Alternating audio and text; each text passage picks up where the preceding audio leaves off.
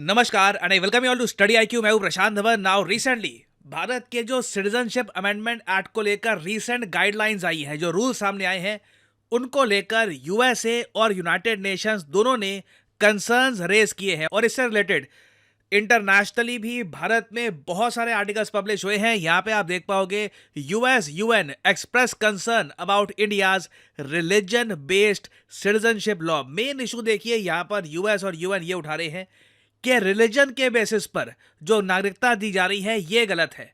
और अगेन इस वीडियो में हम ना सिर्फ ये टॉपिक कवर करेंगे, ये भी जानेंगे कि कई स्टेट्स में बात चल रही है कि स्टेट गवर्नमेंट्स सीएए के जो भी रूल्स हाल ही में सामने आए हैं इनको एक्सेप्ट नहीं करेंगे, तो क्या ये पॉसिबल है। और फाइनली सिटीजनशिप अमेंडमेंट एक्ट के बाद भारत को जो नए भारतीय नागरिक मिलेंगे, क्या ये हमारे रिसोर्सेज पर बहुत ही बड़ा एक बोझ बन जाएगा। इससे क्या नंबर्स इतने सारे हैं।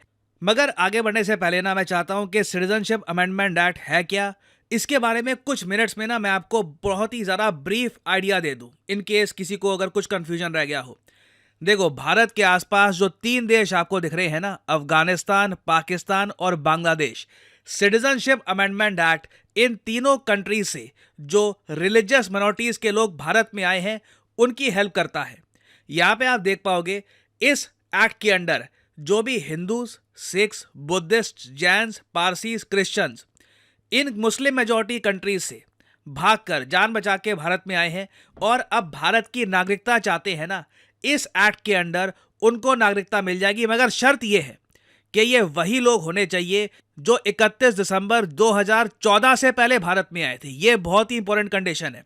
इसके बाद में जो लोग आए हैं ना, उनके लिए जो नेचुरल प्रोसेस है भारत की सिटीजनशिप एक्वायर करने का, वही फॉलो किया जाएगा। देखो, मैं यहाँ पे एक बात क्लियर कर दूं, कई लोग ये मान जाते हैं कि इन कंट्रीज से जो लोग भारत में आए हैं 2014 के बाद से उनको नागरिकता मिलेगी नहीं। ऐसा भी नहीं है।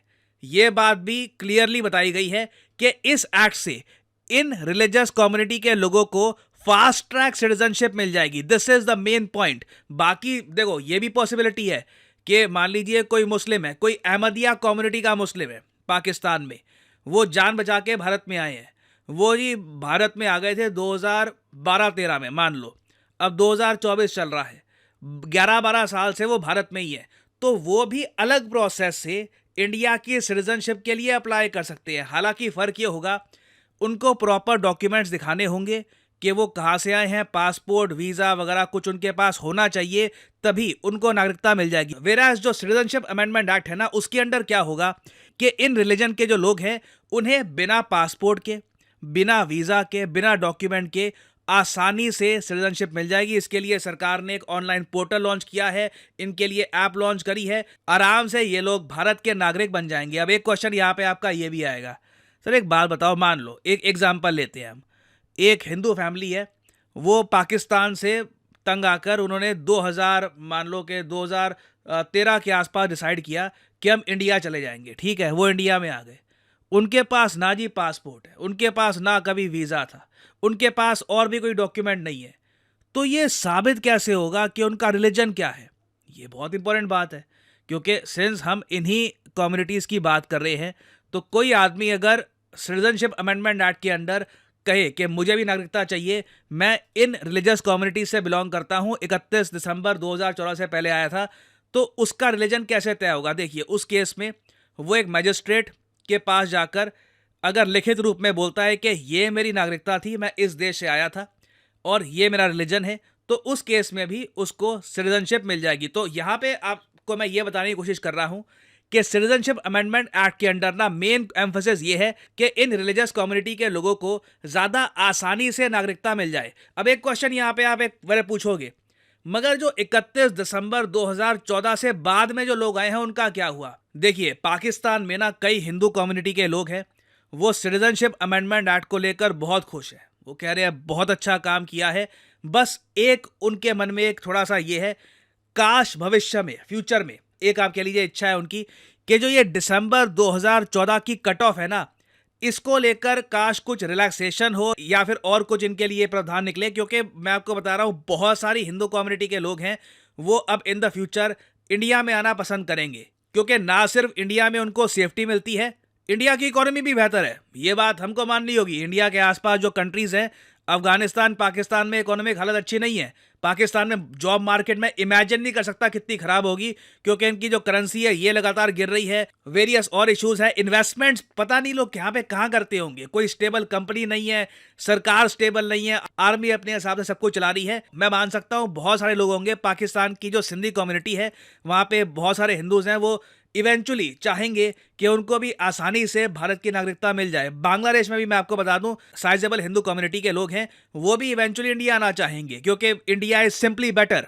तो देखिए, उनके लिए अभी कुछ चेंजेस नहीं किए गए हैं। जो ये कट ऑफ डेट है 31 दिसंबर 2014 की, ये बरकरार है। हालांकि मैं यहाँ पे आपसे एक क्वेश्चन पूछना चाहूंगा, आपके हिसाब से जो डिमांड उठ रही है पाकिस्तानी हिंदू कम्युनिटी के लोगों में, प्राइमरली सिंधी जो हिंदू हैं वहाँ पर, सिंध में आपको पता होगा एक साइजेबल हिंदू पॉपुलेशन है पाकिस्तान की, वो लोग चाहते हैं कि ये जो कट ऑफ डेट है इसको बढ़ाया जाए ताकि और जो हिंदू कम्युनिटी के लोग हैं ये इंडिया में आ पाएँ। आपके हिसाब से जो ये कट ऑफ डेट है फ्यूचर में, क्या इसमें कुछ ईज लानी चाहिए, या फिर आप मानते हैं कि नहीं दिसंबर 2014 ठीक है, ज़्यादा लोग नहीं चाहिए हमको? क्योंकि अभी भी ना जो ये अभी सीए की जो गाइडलाइन सामने आई है, इसके बाद एटलीस्ट 31 से लेकर 32,000 लोगों को जल्द ही, बहुत जल्द भारत की नागरिकता मिल जाएगी। जो लोग यहाँ पे पाकिस्तान, अफगानिस्तान, बांग्लादेश से आए हैं, इन रिलीजन से जो बिलोंग करते हैं, तो उनको नागरिकता आराम से मिल जाएगी। तो यहाँ पे मैं जानना चाहूँगा कि फ्यूचर में ये जो कट ऑफ है इसको आप बढ़ता हुआ देखना चाहेंगे, या फिर आप मानते हैं कि ये इतनी ही ठीक है? क्योंकि कई पॉलिटिशियंस हैं इंडिया में, वो ये कह रहे हैं कि अगर हम लगातार हिंदू कम्युनिटी के लोगों को या बाकी जो रिलीजन के जो लोग हैं उनको हम लेते रहे इंडिया में, इस तरीके से अब्जॉर्ब करते रहे, तो हमारे लिए जॉब्स, हमारे लिए रिसोर्सेज ये कम तो नहीं हो जाएंगे? तो एक्चुअली मैं यहाँ पे जानना चाहूँगा, सिंस लाखों लोग देखेंगे वीडियो, तो मैं आपका ओपिनियन जानना चाहूँगा। शेयर करिएगा अपने थॉट्स कमेंट सेक्शन में। नाउ अब हम आते हैं यूएस और यूएन की कंसर्न्स को लेकर। अभी तक थोड़ा इसमें टाइम लग गया ज़रा, मगर मैं आपको पहले समझाना चाहता था कि किस तरीके से सीएए काम करेगा। नाउ यूएसए और यूएन की तरफ से इशू बहुत ही ज़्यादा सिंपल है। वो कह रहे हैं भेदभाव मत करो। ये जो रिलीजन के नाम पे दे रहे हो ना कि ये हिंदू, सिख, बुद्धिस्ट, जैन, पारसी, यहाँ पे मुस्लिम्स क्यों नहीं है? हम ये क्यों नहीं मान सकते कि कोई अहमदिया कम्युनिटी का अगर मेंबर है, आपको बताओगे अहमदिया मुसलमान है पाकिस्तान में बहुत सारे, काफ़ी बार उन पे अटैक्स होते हैं, उनको परसिक्यूट किया जाता है, वो अगर भाग के भारत में आना चाहते हैं तो उनके लिए क्या? अब देखो, यहाँ पे ना एक लीगल इशू भी आ जाता है, क्योंकि सिटीजनशिप अमेंडमेंट एक्ट ये रिलीजियस परसिक्यूशन के बेसिस पर हम बना रहे हैं, ठीक है? क्या अहमदियास पर रिलीजियस परसिक्यूशन हो सकती है? नहीं, वो सेक्ट बेस्ड परसिक्यूशन हो सकती है, क्योंकि अहमदिया भी मुस्लिम कम्युनिटी में ही आते हैं। दुनिया भर में आप देखोगे सेम आपको बात मिलेगी। तो ये एक बहुत ही टेक्निकल और लीगल एलिमेंट यहाँ पे ऐड हो जाता है। मगर यूएसए का यहाँ पर कहना है कि we are concerned about the notification of CAA on March 11। We are closely monitoring how this act will be implemented. तो यूएसए ने यह कह दिया है कि अब देखेंगे कि इम्प्लीमेंटेशन कैसे होता है इस एक्ट का।